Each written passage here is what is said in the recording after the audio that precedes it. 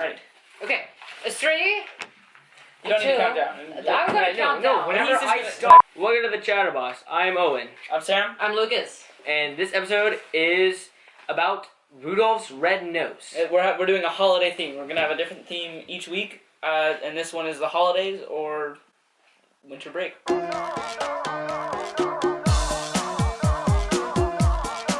So our topic for this today is why, if Rudolph were real, if Rudolph were real, would his nose actually glow, and why? And is that a good thing or a bad thing? So why don't you give us some of the reasons why Rudolph's nose could be red and glowing? So, some of these researchers, like scientist Odd Halverson, has said that Rudolph's nose might be infected with parasites.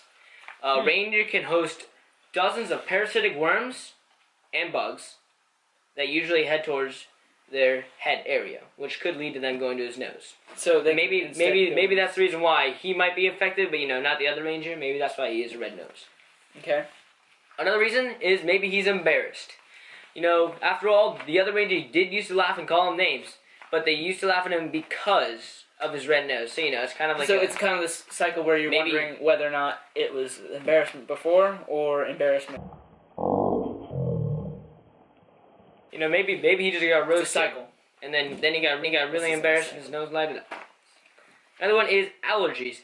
Maybe all the cookies Santa's brought back, to the North Pole from his travels around the world has maybe gotten Rudolph allergic. Maybe he's allergic to peanut butter and Santa's peanut butter cookies. Or if you leave out carrots, maybe he's one of those reindeer who's allergic to carrots. Who knows? You never know. That's possible, actually. Another one. This one's interesting. This is a kind of a bad topic. Alcohol. Alcohol can, after overconsumption of alcohol, red face can occur. This doesn't explain why his nose is the only thing that's red. It should make his, glowing. It should make his whole face glow, but, and the most scientific one that I have found, but, it's not as fun, is the cold. So, the British Medical Foundation did a study about reindeer where they have 25% denser concentration of nasal capillaries than humans, which means basically they have more blood flow that goes through their nose.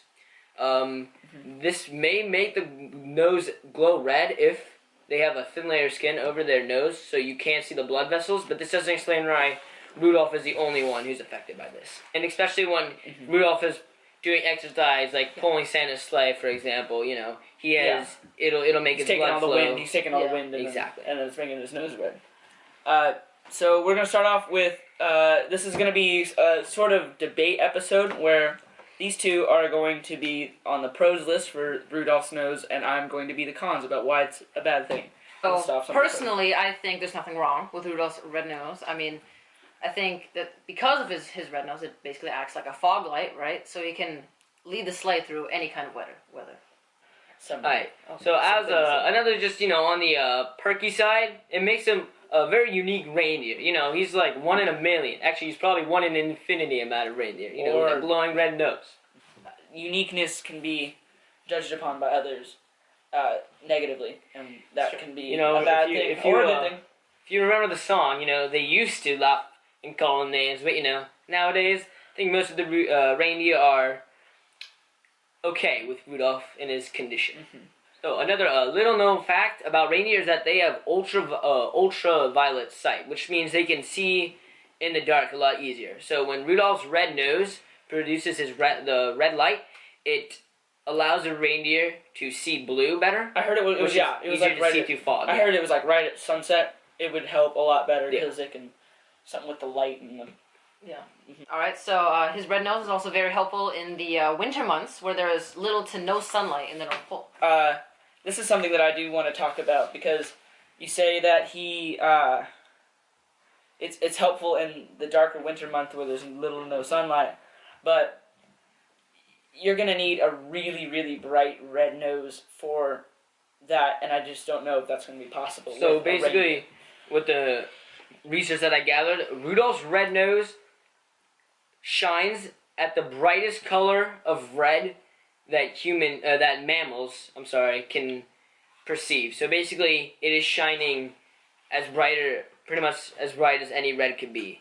So basically, Does that make it glow though? Because I'm thinking this is like bioluminescence, where it's gonna make it glow like a firefly or something else. But I didn't know that they could get that bright. logically, if something glows as bright as possible that a mammal can see, you should be able to see at least probably around in like a snowstorm or a fog storm, right? You know, where you can't see anything in front of you. Probably like 20 or 30 feet, enough to get a good reaction time and move around those crazy mountains or wherever Santa is. This is like the main thing that's kind of just like a common sense for Santa Claus. If he wants something that's gonna light up the night, why doesn't he just get some headlights? To see Santa going into a store and being like, "Yes, I need to buy some light bulbs for my sleigh." Like, well, he would buy them true. before. He can make anything. I mean, he's Santa Claus. True. He can have his elves make him some light bulbs and like blast them out into the sleigh bells. I mean, is a red bulb nose going to lead the way better than two giant spotlights? Okay, but think about this. You know, the red No, nose, like especially to children. You know, let's say they have a skylight in their room, right? If you see Santa with his big fat headlights coming in, that might wake up a couple of children and have them and then maybe Santa have to skip their house. A little like red light can pass off easier as like an airplane or a helicopter. Okay. Because white light two is gigantic yeah, spotlights. Okay, that's a good point. Exactly. Okay, but I mean, how many children really have skylights in their room? Well, no, but still windows. How many children one have out of- windows in them? Okay. All right, I give up. I don't give up, but I. Another point about the good thing about Rudolph's nose is that it keeps him warm in the colder regions of the world. All right, this is where I'm going to talk a long time, or probably not a long time, but at least I have. So the thing with reindeer's nose, as Owen mentioned earlier, they get a lot of heat through their nose, or no, they have a lot of capillaries in their nose, and what happens is reindeer lose a ton of their body heat through their nose. So, like a good amount of their the overall body heat travels out through their nose. So if you have a giant red, glowing, heated nose instead of just a regular little reindeer nose, which is still a pretty cool thing. There's more about those. That's gonna attract a ton more heat, and that makes you wonder if Rudolph could die from hypothermia or overexhaustion. Yeah, But then the other thing is that reindeer also can change the temperature. So temperature in the North Pole is about negative 40 degrees at its coldest, usually. And so reindeer have to take in that air and make it so that it's not freezing cold in their lungs or in their body. So what the reindeer's nose does, their nasal cavity can change air from, it can bring it up 70 to 80 degrees. It's a really cool thing that reindeer can do. That's the biggest unique feature of a reindeer. Yeah. So they can take heat and put it into their body, but if you have a giant, big, red, glowing nose, again, that's gonna heat it up another 50 degrees. A red light bulb at 25 watts, which is how much it would have. Rudolph's nose would have to be to shine bright enough to see the way through the snow and the cold and the dark. You don't need to see through cold. So a 25 watt red light bulb is going to be around 55 degrees.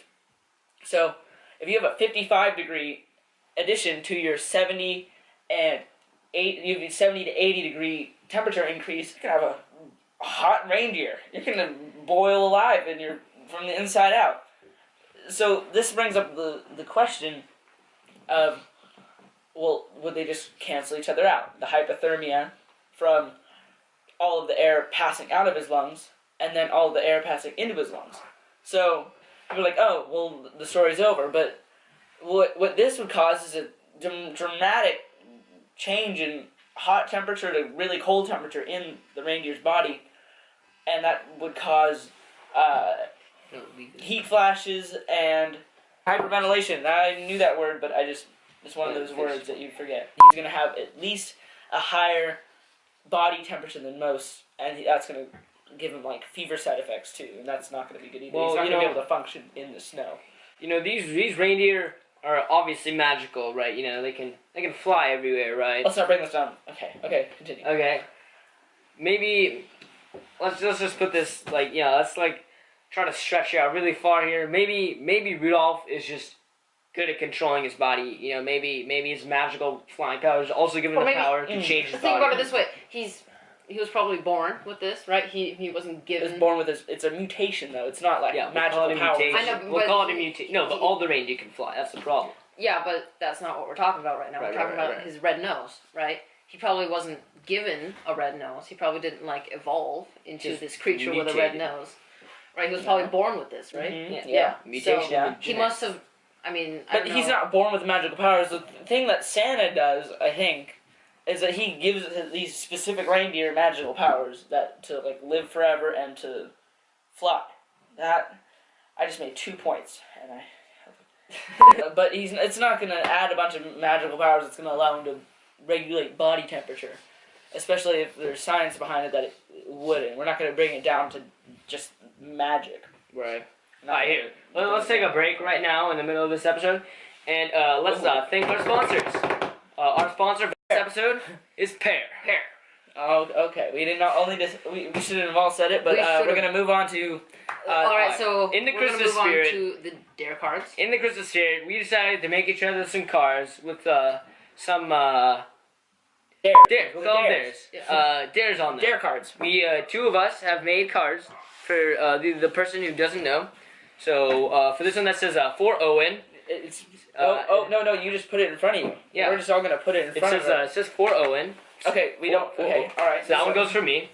And then. Those two made it. I don't know what it is. All right, and then And, so we we all have- made each All other. right, different so ones. We have this Owen, die. Guys, you'll we be... can't all talk at the same time. Oh, that's Okay. true. Okay. All right, so we describe we these. came up with a. Or here, look, Lucas, you just go. All right, Owen, you are 1 and 2. Sam, you're 3, 4. I'm 5 and 6.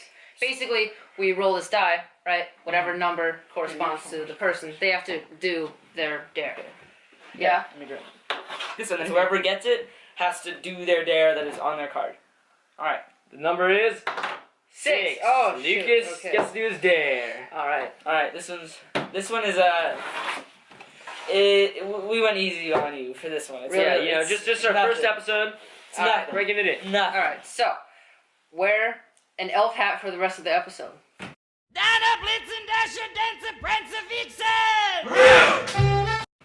We'll be You right have your back hat? after this break.